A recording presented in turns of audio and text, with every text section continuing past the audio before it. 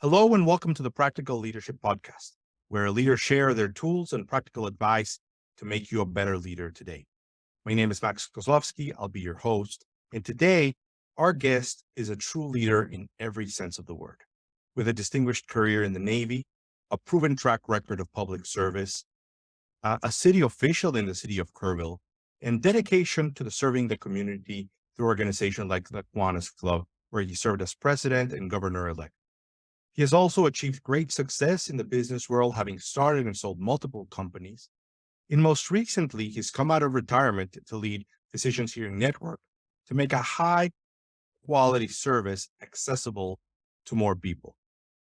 William McCrae is an active, people-focused leader who truly cares about making a difference. It's my pleasure to welcome him to the show. William, thanks so much for joining us today. Well, thank you for inviting me to share some of my thoughts and experiences surrounding leadership. Thank you for that. You've got such a varied career. You've always, from all the stories that I've heard and all the conversations that we've had, the thing that is just consistently shows up is that you are leading the charge, making change, bringing progress, delivering transformation. So, it's great to have you, Bert. But before I get ahead and we really get into the thick of things, what's something good that's been happening in your world over the last few weeks or months? Well, I would say the most exciting thing has been the birth of my fifth grandchild. So that always brings joy to everybody in the family. And it's an exciting time.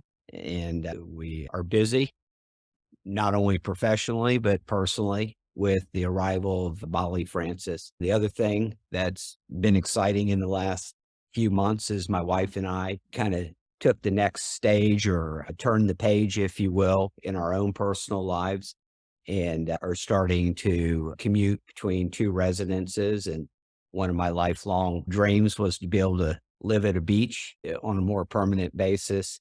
So we've juggled that into the mix as well. And so life is exciting and fun right now. That is excellent. And, it's interesting because you could have really easily said, the growth of the business, the evolution of the business, the milestones that are being achieved and the progress. But, you went to what matters most to you and it's family and it's people. So thank you very much for that. Absolutely. So I was just, I set my compass, I balance or align professional endeavors, pursuits with personal desires and ambitions, as well as financial. So I always lead first with personal and make sure that what those personal desires are that we're pursuing, that I've aligned my professional ambitions and my financial, ambitions as well to what those personal pursuits are. And they've changed over the years. I have been retired. I've taken off, up to a year twice during my career to take a break and reset and enjoy life. I've traveled abroad. I went to South America for 3 months and unplugged. So, those are all personal things that I wanted to experience. And I've aligned my career around being able to achieve those personal things. I've made a note because I really want to dive into that in just a little bit. I think it's super interesting for the different leaders listening to the podcast, this whole idea of taking some time off and then coming back refreshed, renewed with new ideas. And I've always heard really positive outcomes from that. But before we get into that one, so when did you first learn about leadership or the concept of leadership? Well, jokingly, I could say it could have been the Scouts, Boy Scouts, where you are exposed to leadership and acquiring your merit badges, et cetera, and moving up in rank. McDonald's was my first job. And that was back in the 70s when McDonald's was really promoting working as a team for youth and building skill sets in the workplace. But, in reality, the Navy is where I was truly exposed to meaningful leadership skills where there was a leader, there was a mission set, and, we had to execute on that mission, regardless of what it was, whether it's peacetime, wartime. There's always missions to be accomplished within the military. And I idolized the leaders, the Mm. people that I looked up to were I was in the Navy. So, it was the chiefs, the commanders, lieutenant commanders, that's who I idolized. I didn't idolize the guys at my rank. I was idolizing those leaders in the Yeah. squad. And, you've talked to me a little bit about kind of where you really learned leadership. So, first you first were exposed in Scouts, McDonald's, Navy, but then you said, hey, if there's one big place where I've learned most about my leadership, it was when? Eh, Definitely public service, as well as working within the nonprofit community on boards. You're working on boards and committees, and those who really take the time to learn the issues and understand what the community wants as a whole, the citizens of those communities, then you're able to start articulating a vision for the community. And, from a support standpoint, it's all at the ballot box. So, affirmation that you're a good leader is getting elected or reelected. And I was able to do that. And, there's a lot of gratification there. And, for me, definitely seeing politics today, that's not the experience that I had. It was very fulfilling. And then on the nonprofit side, to be able to give back to the community. And in fact, I did it at an age where between public service and nonprofit work, board work, I sacrificed income at that time of my life. My kids were young and I just had a calling that I wanted to be involved in. And I was a small business owner, at the time. And I structured my business to where, I could work on it, not in it, and be involved in the other things going on in the community. Unbeknownst to me at the time, I was probably rapidly developing skill sets that were going to allow me to more than make up for those early years of income sacrifice. So I was growing and didn't know it at the time. That's such a powerful concept, right? For some of our younger folks listening in, I really do believe that your first few years, maybe for you was even longer, William, it's not just about how much money you can make. It's about how much you can learn, what relationships you can build, who you could be exposed to, because that will end up taking you much further than just trying to make the big bucks early on in your career. And I think you're a great example of that. William, I remember pieces of a story, and it had something to do where you were doing such a great job. You got some national recognition, and I'd love to hear a little bit about that story because I just remember some pieces. But then I'm going to ask, how did you make that happen? So I'd love to hear that. Well, recognition is, there's two times in career in two different industries. So you and I've, spent time together. So I'm not sure whether it was related to my work within the hearing healthcare field or if it was my work in retail in my early years when I was basically rental and sales of furniture, appliances, and televisions. And that was the career that I had coming out of the military. And it was a great environment. It was a franchise with a franchise owner who really gave young guys like me at the time a lot of latitude and a lot of freedom to excel. I think he just really knew how to read people and he could tell who had drive and determination and, number driven, accountability. You couldn't give us enough accountability. We thrived on that. And, within a year, I had won some national awards in market development and went on and had an 8-year career with them. Uh, I earned equity in a part of the franchise. The area that I ran which was in Washington, DC and Maryland. So it was a very entrepreneurial environment that I worked in. And, to be able to go learn business at the level that I did with other people's money is a privilege. And so, I got to hone in on all the skill sets and hone in on all the mistakes that can be made at the same Yeah. time. I think that so that's another story that I didn't know about, but I think there was also a story in your public service time. But getting recognition and acknowledgement is nothing new to you, or like that's been happening throughout your career.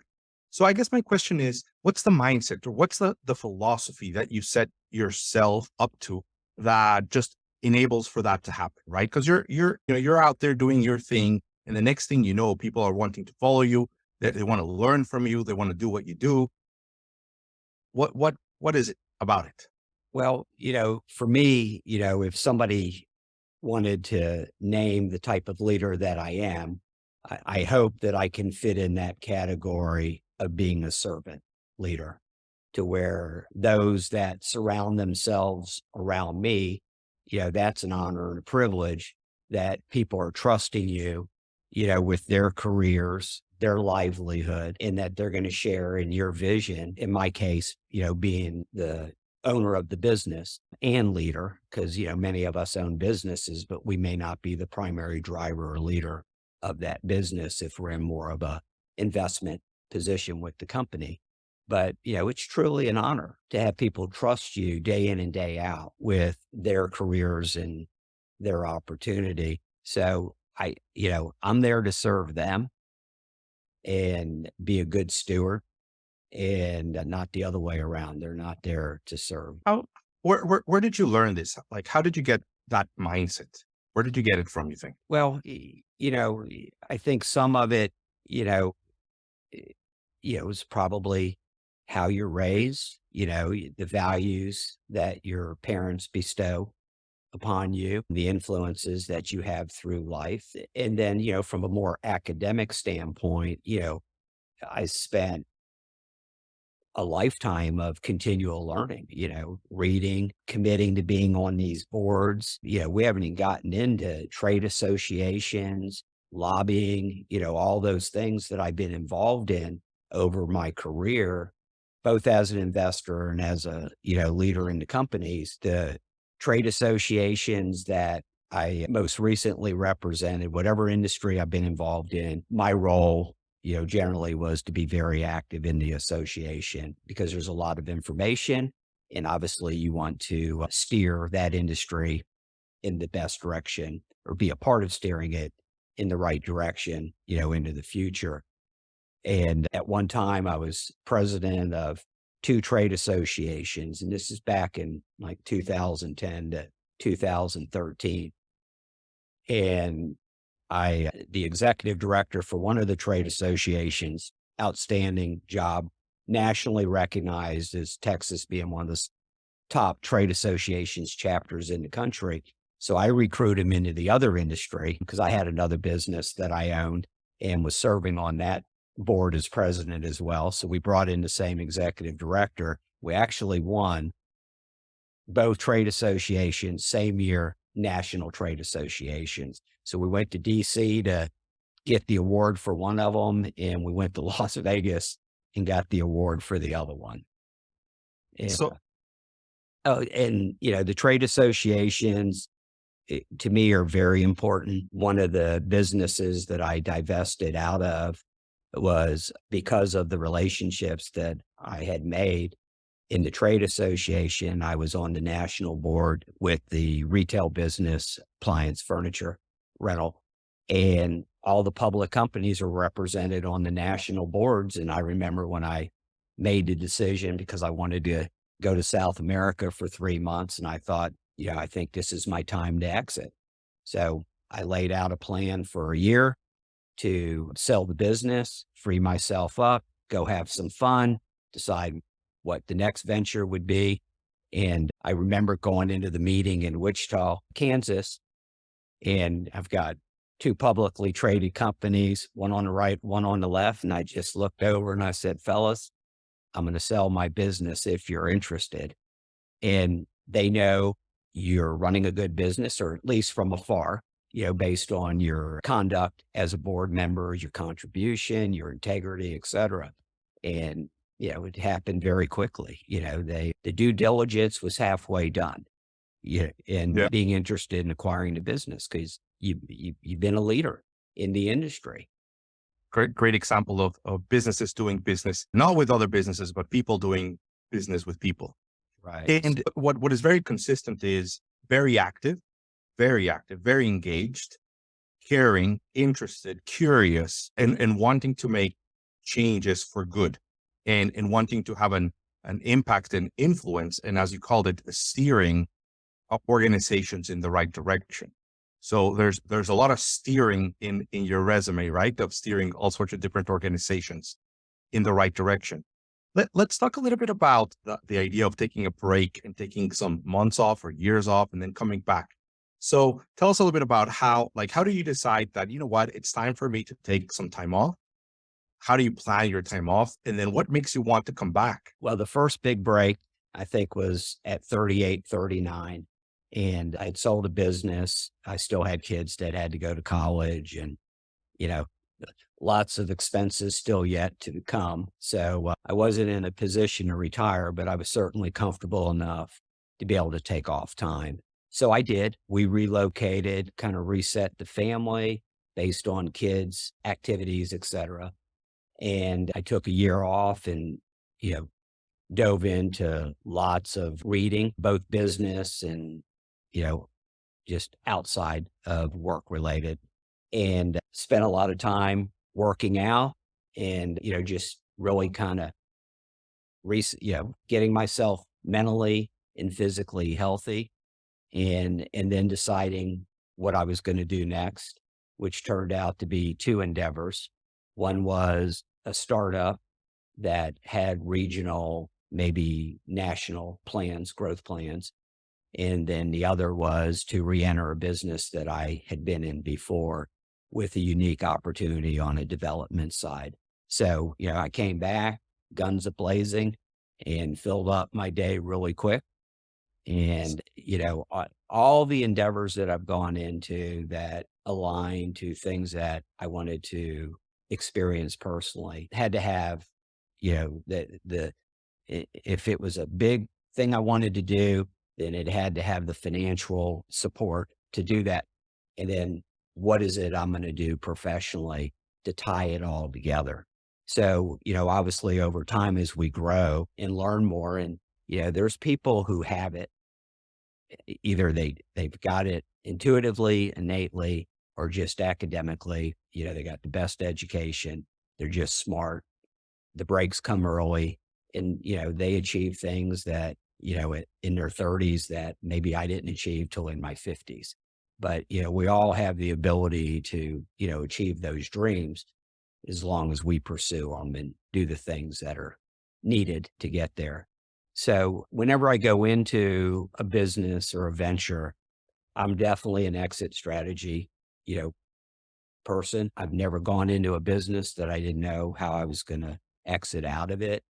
Understood who the buyers were, the valuations. I understood the roadmap from A to B, whether it was 3 years, 5 years, or 10 years. Those lines may have not been straight from A to B. They could have got crooked and kind of wiggly at times, but I always knew what A to B was, what that journey would be and what the rewards would be. So then I could just focus on the vision and building a team and leading that team with a passion for what we were doing. And I didn't have to worry about, what was at the end of all this. I already knew what that was. So so it's fascinating, right? Because there's all these different stages of your life, your development. And I think there's all these things that I'm curious about, and I'm sure some of our is very curious about. So I just want to talk a little bit more about that time off. So when and then we'll talk a little bit about kind of going into the business with the end in mind. So you're taking your time off and you are like aligning, reimagining like your future getting back into business, or do opportunities fall on your lap? Are you looking for some opportunities? Like what's happening during that time? Well, I'm deciding at a personal level what it is that I want to accomplish in life. And I'm not just meaning monetarily. That's Mhm. certainly a piece of it, but is it public office, nonprofit? Is it, I want to what colleges, I want my kids to go to. Do I want to coach their teams? How do I want to spend, my time? And once I kind of have that figured out, at least for the near future, 3 to 5 years, then I can start looking at the professional opportunities that interest me and align. And then as I begin to network and research what those opportunities are, what's the financial, realities of those endeavors, what's my payday, so to speak. And, I've never been a payday person or a paycheck person, I should say. I would say half my career, I probably haven't gotten checks on the 15th and 30th, but I've had 8 or 9 pretty big paydays. So, I'm not a paycheck person. I'm a payday person. Yeah. That payday's going to come. So we're definitely going to talk about that here in a second. So one thing that I know about you, and you've mentioned it throughout this conversation, is that you're very intentionally designing your life, right? So it doesn't happen by accident; it happens by design.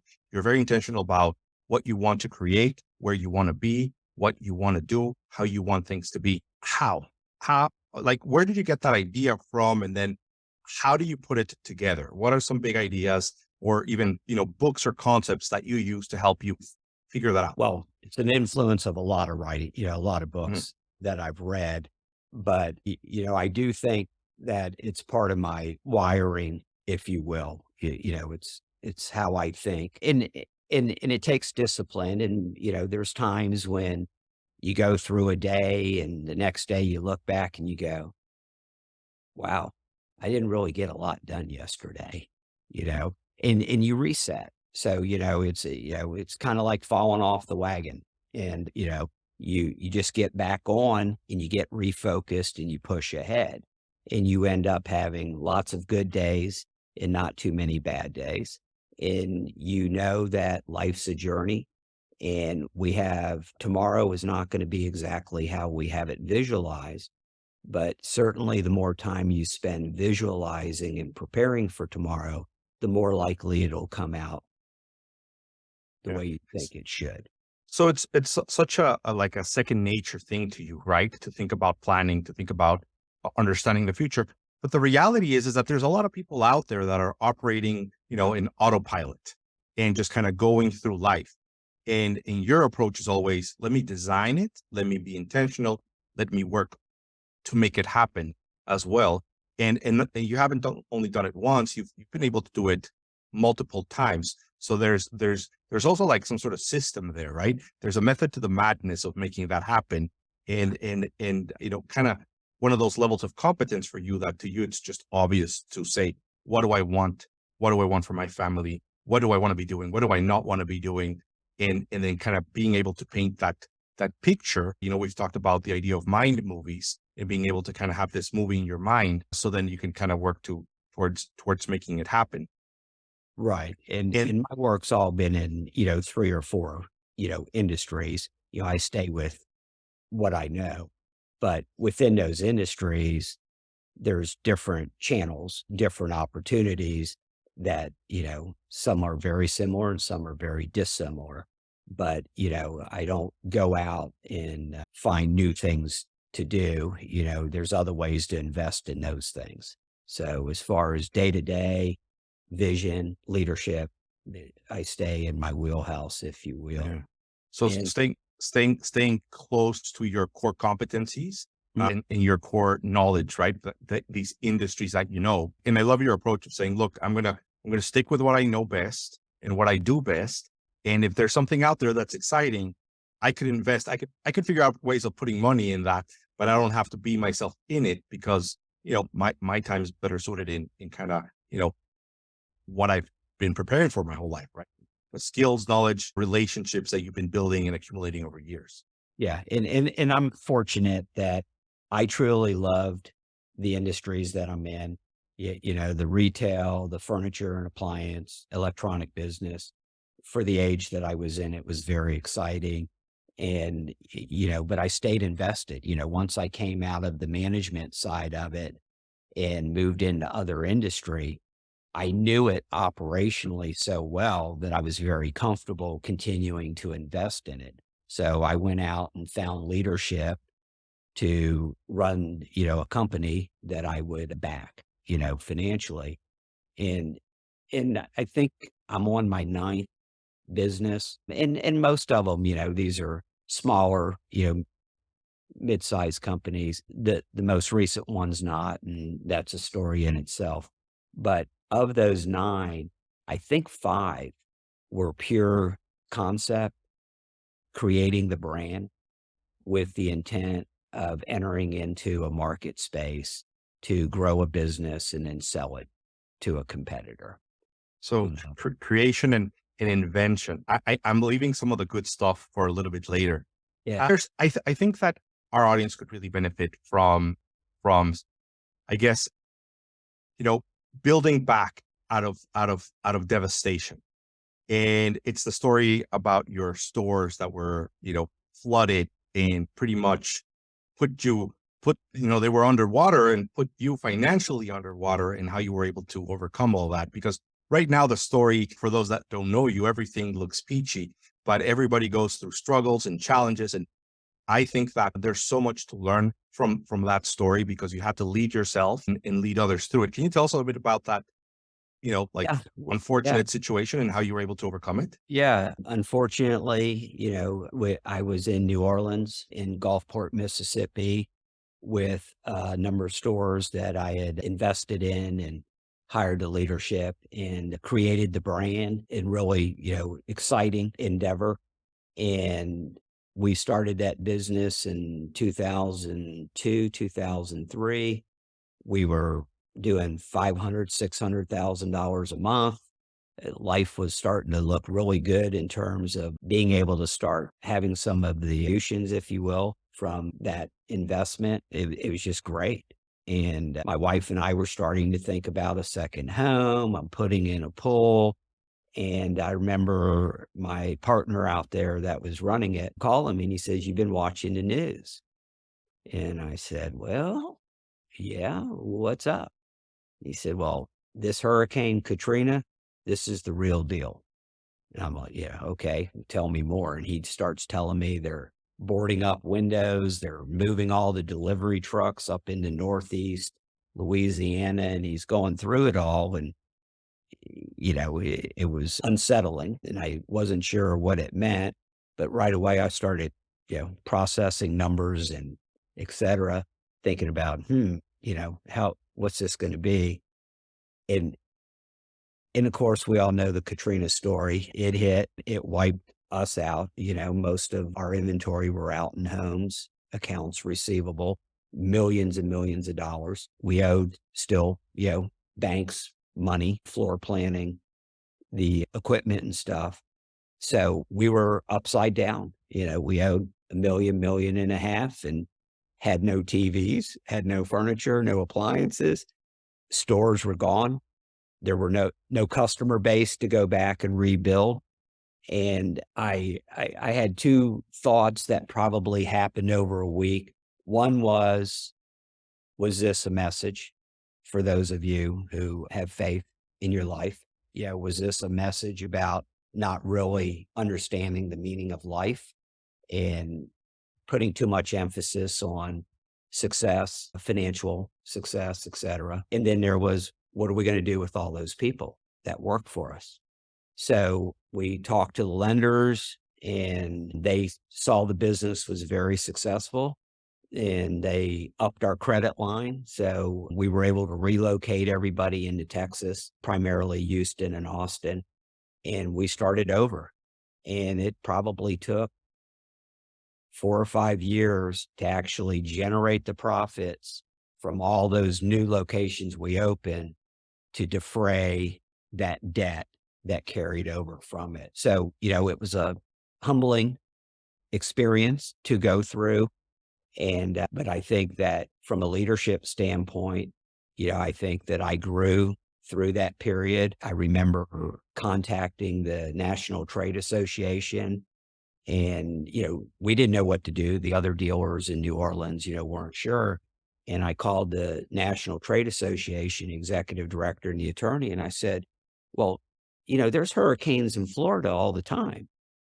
They know how to deal with this. We need to get on a call. We need to start having calls every morning, 9 o'clock, and have them start sharing information so we know how to navigate through this, work through the insurance companies, all the things that go on, how to deal with disaster relief loans.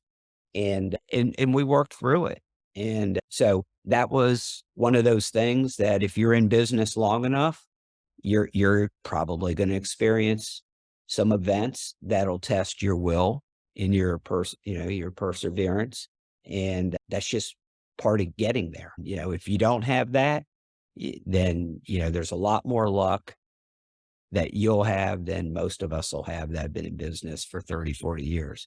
Well, I also don't know if everyone's going to have a hurricane hit their Yeah. stores. So I think it was also a little bit unlucky, right? Yeah, everybody goes through struggles of different shapes and sizes, but just imagine you're flying high and finding a lot of success, and overnight all that's gone. And not only are you not in the positive numbers, all of a sudden you find yourself in the red numbers. Yeah. And like the best leaders do, you said this isn't happening to you. You said this is happening for you as Mhm. an opportunity to learn and to grow from it. And then you're focused on people, right? How many people would have just abandoned the people and said, well, we all got hit hard and good luck. But you started by taking care of the people. And I think that in that sense, as you are focused on people and people focus back on you when they give you their loyalty and they give you their engagement and they give you their hard work and effort. And it takes a mindset, right? It takes a mindset. The other thing that is pretty consistent is the search for knowledge, right? The search for knowledge. So not only, from books, but also who knows what I need to know. Right. And and being able to ask yourself that question and say, somebody knows what I don't know. I don't have to figure it out. I can ask. And that's a big sign of maturity, Yeah. and being able to put the ego to the side and saying, I don't have to be the smartest person that can figure everything out. Let me see who already knows what I need to know, and build teams, which is another thing that is very consistent, right? You never go at it alone. You're always thinking about who's the team that you need to build to go with you. Right. Right. And I know it's cliche, but I firmly stand by this, statement that I'm I don't have to be the smartest guy in the room, and most of the time I'm not, but I do strive to be the wisest in the room. So information from really smart people will allow you to make good decisions. And that's, how I try to operate my business. Yeah. And last thought on this before we move on to the next subject is kind of like you're working really hard to design your life, to get clear about what you want to do, what you don't want to do, how you envision success. You're working really hard making it happen, and then you get dealt a hurricane, and then it's like, well, back to the drawing board, right? But Yeah. that persistence and not losing hope, I guess. I mean, just how in your mind, like, how big of a break did you take between that happening and you getting back to work and, figuring things out? Well, that happened after I took that year off that I talked about earlier in my late 30s. When I came back, that was one of the two ventures that I'd gone into. And, I had some, we'll call them early paydays, in my 30s. So, I did have the good fortune of making the right decisions, obviously, of not having debt. And so, my homes have been paid for since, I was in my 30s. And so, living well underneath your means allowed me to maybe focus a little differently on the decisions that I was making in the business, that it was more long-term success and not short-term decisions because I was dependent on, high income or, you know, had a hobby that I was trying to support or whatever. My hobby was, you know, already supported, so to speak. So, I truly, like I said, it was never about a paycheck for me in my businesses. It stung, it hurt, but we worked through it. And that business was the one that ended up selling to one of the public companies. The story I told earlier about Mhm. being at the table, and I've got two national companies, and they were the ones that bought it, one of them, and that was in 2012. So, we probably, I can't remember the numbers exactly, but on September 2005, we were probably 2 million in debt from the hurricane. And in 2012, we had a company that was worth 8 or 9 million. So, So you know, sticking to what you know, having faith that you're going to be able to get through it and work through it, and keeping your sights on the long term success. And I think there's also a powerful gem in what you just said, and I just want to make sure that it gets outlined because you said you put yourself in a position where you could handle a bad thing happening because you didn't immediately raise your, call it, standards of living, right? So as right, money was coming in, yes, you were thinking about, a pool and maybe some upgrades, but you didn't immediately upgrade your lifestyle to where you were sucking cash, meaning that you had the opportunity to navigate through it. And right, in today's world, we see a lot of people that are, spending more than what they have. And then as soon as they have something, they start spending it as if it will never run out. And right. and even though that's the hope, you know, there's a lot of wiseness in moderation. hmm Yeah. So, I'm fortunate that I was able to achieve that discipline and have the resources, to do it. But it's allowed me to, I think, have more work-life balance. I've never had to worry, oh my gosh, I can't be away from work, because of this. I've never had that experience in my life. If I wanted to go have fun, then I could go have fun. All right. So now let's talk about paydays because it's a whole mindset in itself, right? So you're saying, look, I've never worked for a paycheck, but I am working for a payday. Very different mindset than a lot of business owners and entrepreneurs and people have out there. You said I go into a new venture with an exit strategy in mind.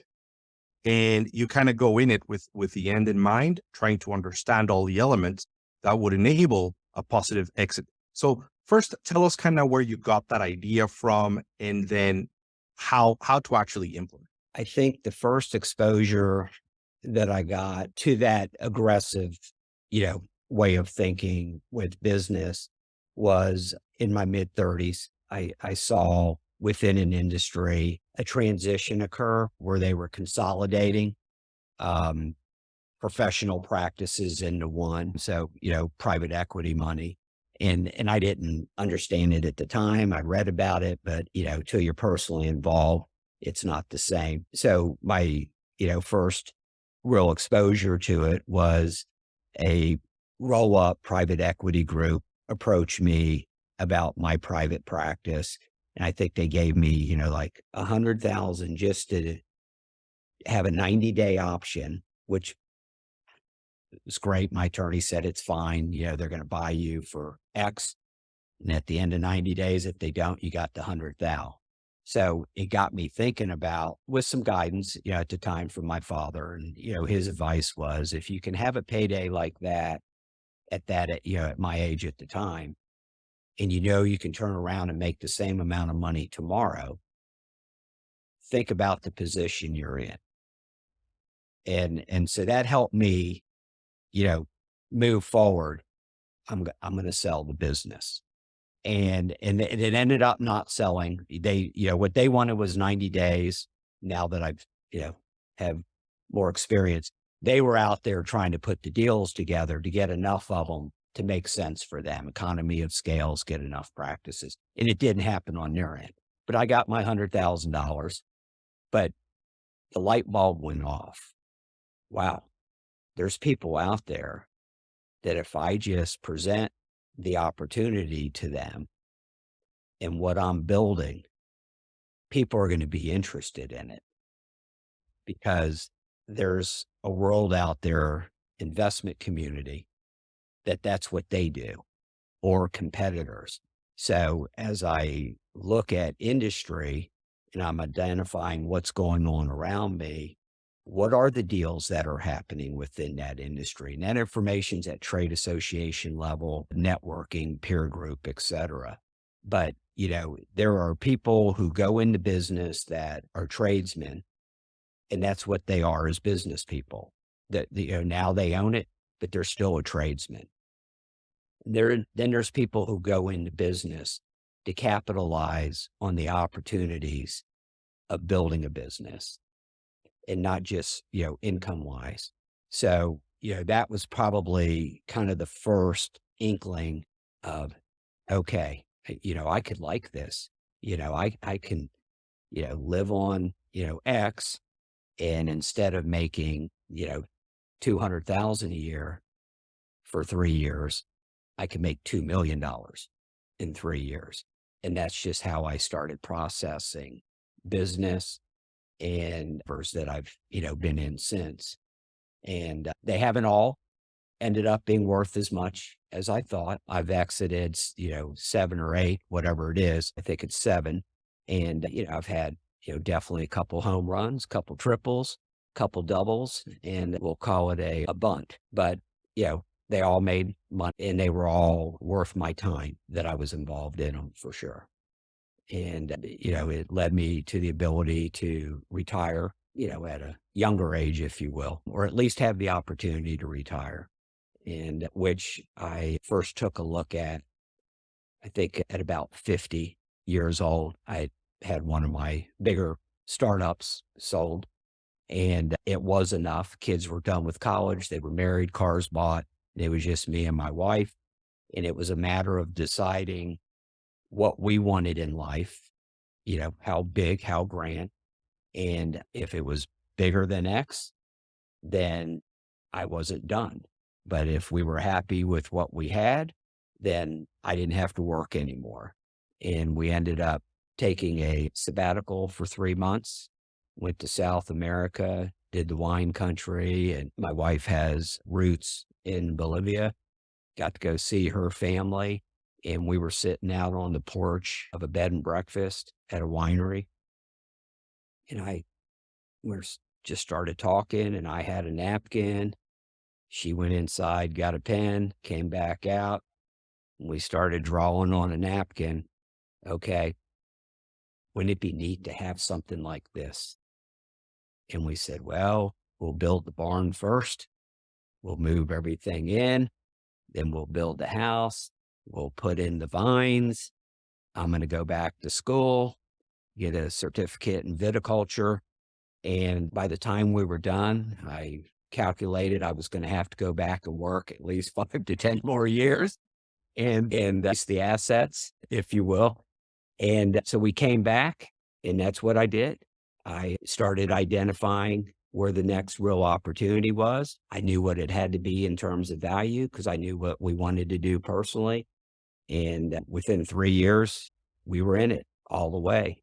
And then probably 2 years after that is when I retired. So it took me 5 years to acquire the things, the means to do what that plan was. And, so that was kind of what we would call a new chapter in our life.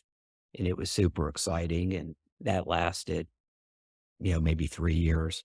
I had things, that I was doing, but day to day, I certainly didn't have to check in. I wanted to check in, but it wasn't a requirement.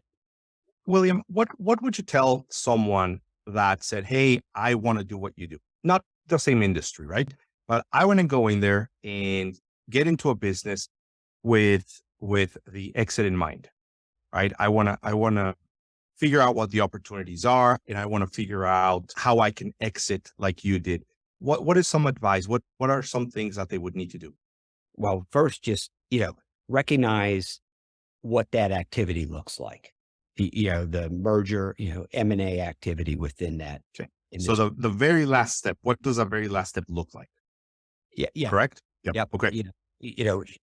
Is it there? Is that prospect or that potential there? There's some businesses that probably don't trade at good multiples, they're hard to sell, et cetera. So, be in an industry that at least, within the foreseeable future, it's got the prospect of rolling up, consolidating, merging, lots of growth potential. And I forget which author it is, but when you look at a business for me, a new one, is it big enough to be excited about? You know, does it have the size for me to, have a payday? Number two, is it unique? What you're going to do, are you differentiating yourself into a marketplace that people are going to be interested in? When I say people, competitors, investors, et cetera. And then the timing, you got to know you're coming into it at the right time. You don't want to be late into an industry that's already consolidated out, because it's going to take time for it to, reposition, et cetera. And then you don't want to be too early where there's no interest. And this applies to both being successful with the business itself as well as exiting it. But, you got to look at it through that lens, and then, research it, talk to trade associations, get on their websites. And buyers and manufacturers have a lot of information of what's going on in an industry. Reach out to them. If you can't figure out how to get to them, the trade association, they know who the players are in an industry. And think big. 8 hours a day is 8 hours. So you might as well work on the biggest thing you can during those 8 hours. I really appreciate this conversation because so much of the conversation is about how to grow your business, how to work on it and not in it, and all the different things that you need to do to scale your business. And I really like the approach of saying, hey, wait a minute, before we even get into any of that, right? Are we in the right place? Right? Is it the right time? Are we all excited to participate in that? So it's like Jim Collins writes about, right? Like first start with the idea, and then build a company, and then build the product. Mhm. And that's kind of your approach. Big picture first, then we can start getting into the actual business of things, and then big emphasis on team. Yeah. And I think it's important for, those out there that might be viewing this, that, you know, we're not talking about Wall Street, private equity here. Yeah, we're talking about, you know, growing out of being a mom and pop operator and just continuing to develop and learn and grow yourself to the next level. And for some that'll be more than others, but it'll always be more, as long as you're committed to doing that. And, I think that anybody listening who wants to achieve the types of things, that I've been able to, and again, we're not talking about Wall Street here by any means. There's lots and lots of people that have done lots and lots of things more than I have. But I do think that from my background, with just really more discipline and a willingness to almost self-teach and be involved in the activities that would build the skill sets. I don't have an MBA, but I have MBA experience from all those things that I was involved in. You- And I estimate it's kind of like a double or triple doctorate, yeah, PhD. yeah. So, I'm not the guy that's at the, front of the class teaching the MBA. I'm the guy that's already gone and started the business. Yep. So, I think that that's important for people, and dreams can change, as I went through stages in life with kids and family, buying and selling, starting, is I always made sure, kind of going back to some discipline financially, is, I always made sure that I protected the position I was in. I never wanted to fall backwards. And I remember my first major mentor or influence in business made a comment to me, and I didn't really know what he meant at the time, but he said, you only want to be a millionaire one time. Mm. And as I got older, I know what he meant. You don't want to lose what you've built.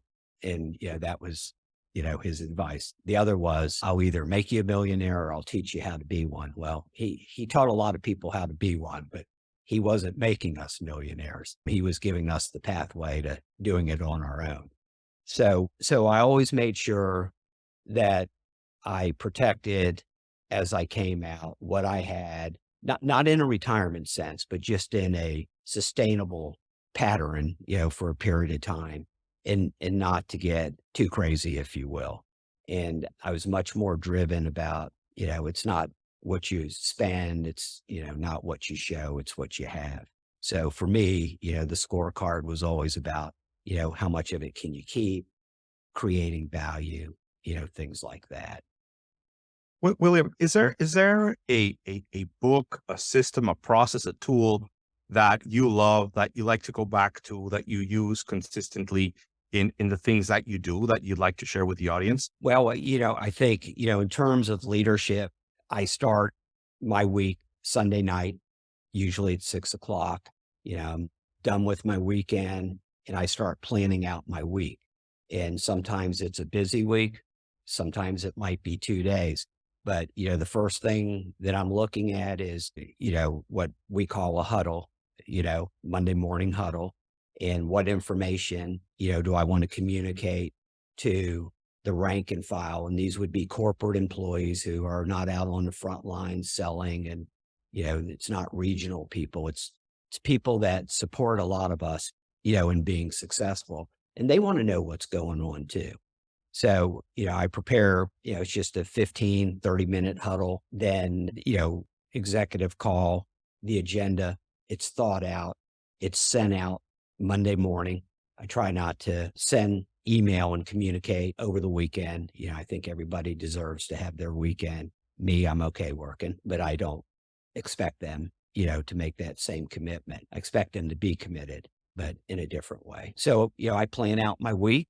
And that way, when I wake up Monday, I'm not thinking about what I'm going to do. It's already planned out. I'm going to execute. I know what I want to get accomplished for that week. I know what the big meetings are. I know what I have to prepare for strategic. Today I had a call that was, exit strategy type of conversation, pretty early in this company that I've started recently. And, just being prepared for that. So, I'm a 6:30, riser, and I do my communication and my heavy thinking, before 9. I work out and then I head to the office 3 days out of the week. And so it's a discipline, and, the employees know that I'm committed to, not only them, but obviously the company and the company's success. They know that's how decisions are made. It's to make sure that everybody feels secure, not just one person, not just two people, but everybody has to feel secure. And, I'm the one that talks about the vision of the company all the time. They have to know what our purpose is and why we come in and do the things that we do and want to be the best at it. And, I'm fortunate enough to be in healthcare, and we're changing people's lives. So, that makes it a lot easier than maybe in some other industries you can be involved in. So, William, I know we could spend a few more hours because there's so many stories and so many stories people could learn from. But for today, we're going to start kind of wrapping up the podcast. But I want to point out a few of the things that really stood out for me from our conversation. So, learning about leadership early on. I think that if you have children, get them to scouts, or get them to something that they can understand the importance of learning, earning, and leading. Servant leadership as the big idea of leadership, right? You're here to help others. You're here to serve others. It's not about you. It's about them. Learning, continuous learning, and implementation of those learnings, which I know that you do. You don't just keep it at a knowledge level. You keep it at I read this. Let's do this. Let's implement this. Let's work on the system. So putting it in place. Intentional life design. That to me is a key, right? So you are very intentional in your life, and you're very intentional in business. You're always thinking about what the end looks like.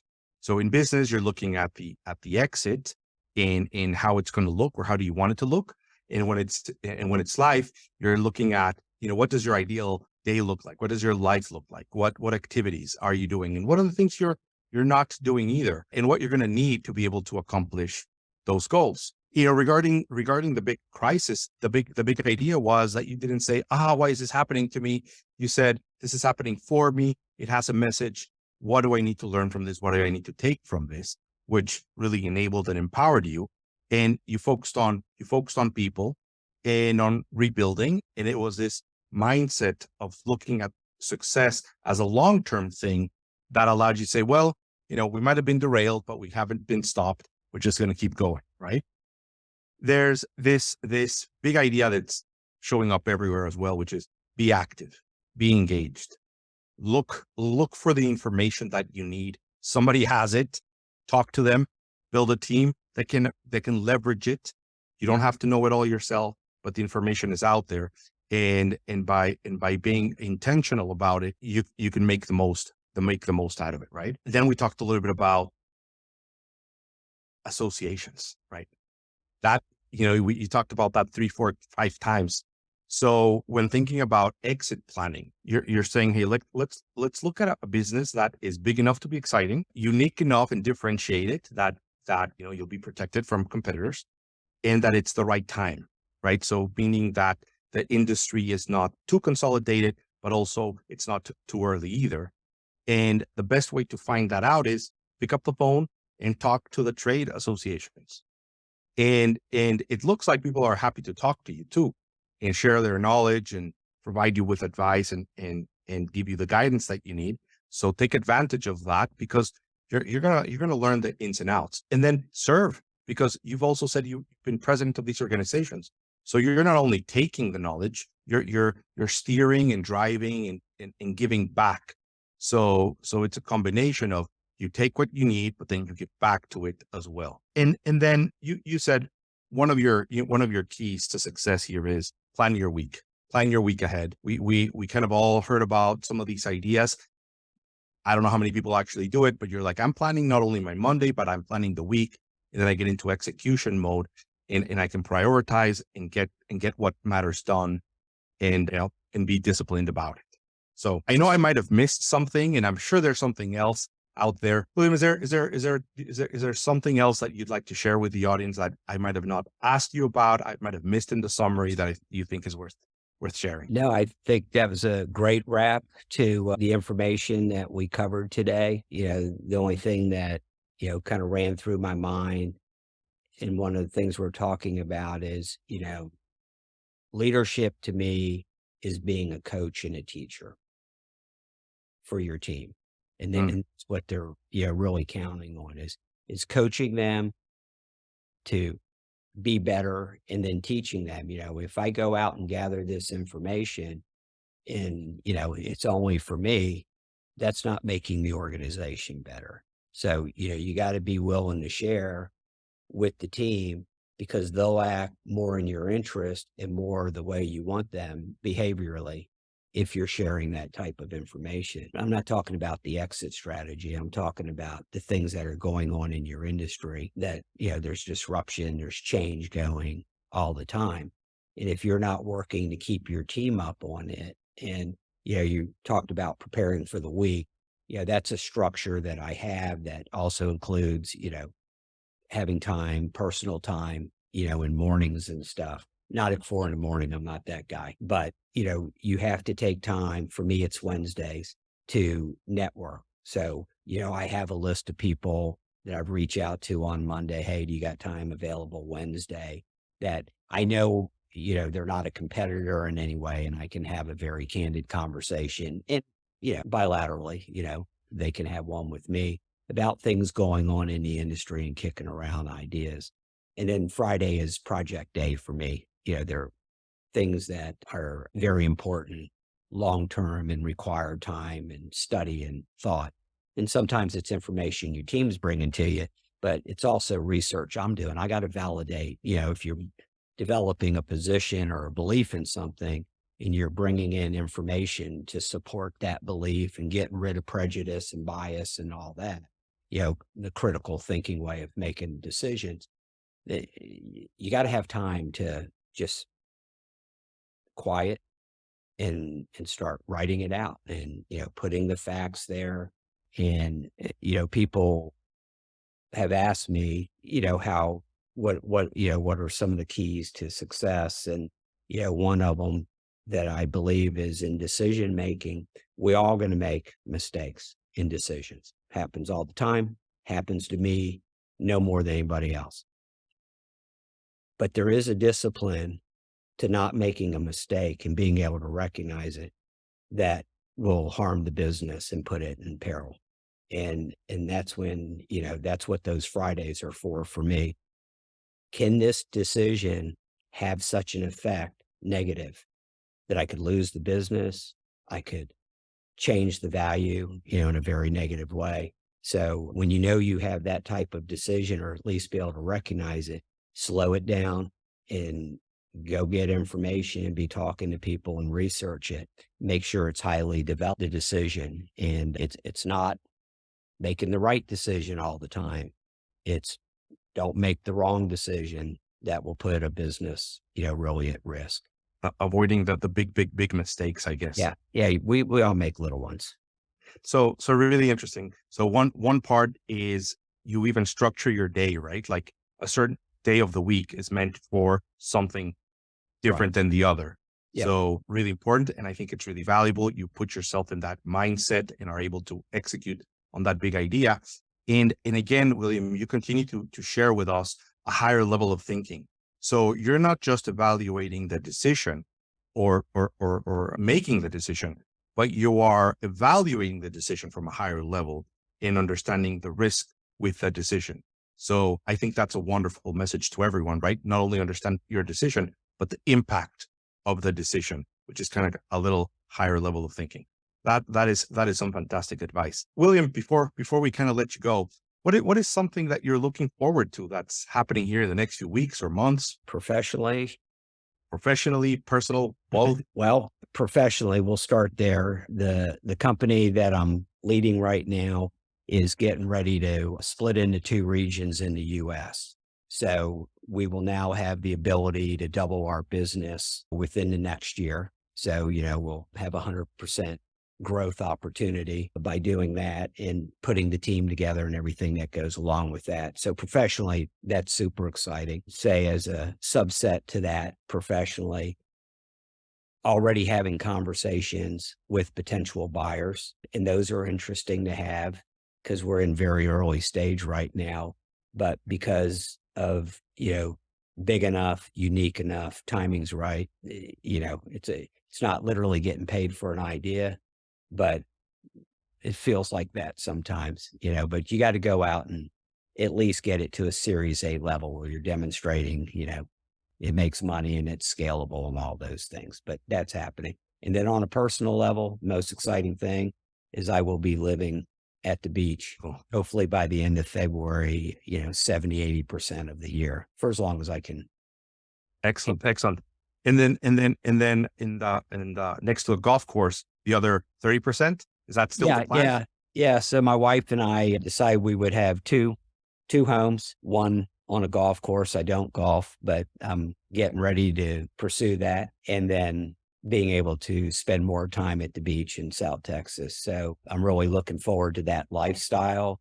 I'm adjusting, my schedule and how I'm going to live. And that keeps me, really stimulated and fresh, having those years off. I'm 63. I mean, I feel like I'm, as far as passion and spirit and all that towards work, I'm not burned out. I'm ready to go, excited every day, So if you have a chance to get to do some resetting in a career, to me, it's really invaluable. That is so excellent, William. It's been super powerful, insightful. We've learned a little bit about you, your mindset. Hopefully there's a lot we can take away from here and actually implement in our lives, in our business. Where could somebody find you? Can you tell us, the company and where somebody might be able to reach you if they have some questions or want to know more about the business?